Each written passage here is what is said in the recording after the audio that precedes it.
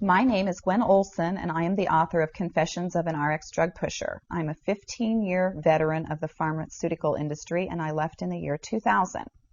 And what I would like to do today is I would like to dispel the myth that the pharmaceutical industry is in the business of health and healing. Because in fact, what the pharmaceutical industry is in the business of doing is disease maintenance and symptoms management. They are not in the business to cure cancer, to cure Alzheimer's, to cure heart disease, because if they were, they would be in the business of putting themselves out of business, and that in fact doesn't make sense. I don't want people thinking that I am a conspiracy theorist, because in fact there is no theory behind what I'm telling you. It's all provable. And what I'm saying is provable is that the pharmaceutical industry doesn't want to cure people. You need to understand, specifically when we're talking about psychiatric drugs in particular, that these are drugs that encourage people to remain customers of the pharmaceutical industry. In fact, you will be told if you're given a drug such as an anxiolytic or an antidepressant or an antipsychotic drug that you may be on the drug for the rest of your life. And very frequently people find that they are on the drugs for a very long period of time, if not permanently, because they're almost impossible to get off of. Some of them can have very serious withdrawal symptoms, and most of them can have extremely serious withdrawal symptoms if they're stopped cold turkey, but some people even experience withdrawal symptoms when they try to titrate or they try to eliminate the drug little by little, day after day. So it's really important to understand the motivation behind all of the current maintenance drugs that are on the market, even, for example, drugs such as cholesterol-lowering drugs. And what we are in fact finding now is that cholesterol drugs are lowering cholesterol excessively and causing other disease states as a consequence. So you need to be careful about trying to take drugs in order to remain healthy, because you're never going to have anyone come to you and tell you that the drugs are always tried against a placebo in clinical trials. What a placebo is a sugar pill. And in fact, many drugs are not found to be much more efficacious than the sugar pill. And in a case in point actually is the recent clinical trials that were released in the meta-analysis that came out of the UK on antidepressants, on the newer SSRI, selective serotonin reuptake inhibitor antidepressants.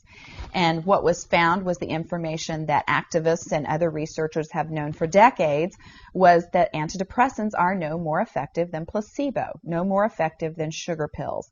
But yet there are over 44 million people that have been taking these antidepressants, and a large number of them people that have mild to moderate depressive episodes.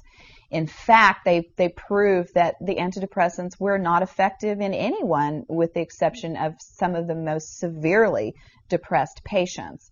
And I can tell you from personal experience that there are a number of things that depressed patients can do to improve their mental status aside from drugs that are quite effective and in fact more effective than placebo. Another recent study that was released showed that exercise was in fact more effective than either placebo or the antidepressant drug that they were compared to. But just like Bill Maher said in his show, you know, we're never going to hear any ads on television that are sponsored by anybody saying, you know, the New England Journal just announced that exercise is twice as effective as antidepressants in curing depression. Ask your doctor if getting your butt off the couch is right for you. You know, you're never going to get that kind of good information, fair, balanced information, as long as pharma is funding the major TV stations, the advertising that supports those television stations, the major journals, and all of the advertising that supports the major journals. You just have to be commonsensical people and understand that the pharmaceutical industry makes 5 to 6 times the amount of money as any of the other Fortune 500 companies in the United States of America. They are not going to easily or readily give up that income. And we are, in fact, considered a human commodity. Our loved ones, our children, our elderly are considered cash cows that are preyed upon by pharmaceutical reps such as myself, who are encouraged to go in and build market shares without without thinking about the consequences to patients, without knowing the misinformation that they are distributing, without being aware that the clinical data has been contrived or that the patient populations have been cherry-picked or that the side effects have been minimized and reported in such a manner that it doesn't present the information correctly.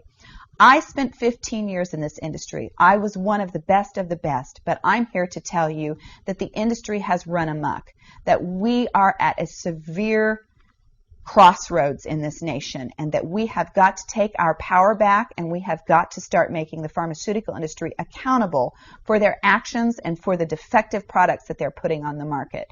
It won't be long before every American is affected by this disaster, and we need to be aware of what the differences are between diseases, between disorders, and between syndromes. Because if it doesn't have to be scientifically proven, if there are no tests, if there are no blood tests, CAT scans, urine tests, MRIs, if there is nothing to document that you have a disease, then you in fact do not have a disease, you have a disorder, and it has been given and has been diagnosed pretentiously, and you need to get yourself educated and understand that there are options, and those options are much more effective than drugs. You need to look into the nutritional aspects of your diet and your lifestyle aspects.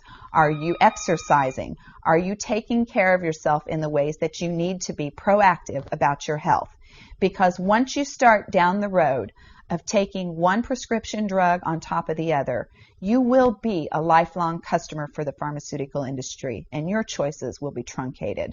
So I would like to ask you to please self-educate, be proactive, and share the information with others. The next victim could be someone that you love. Thank you.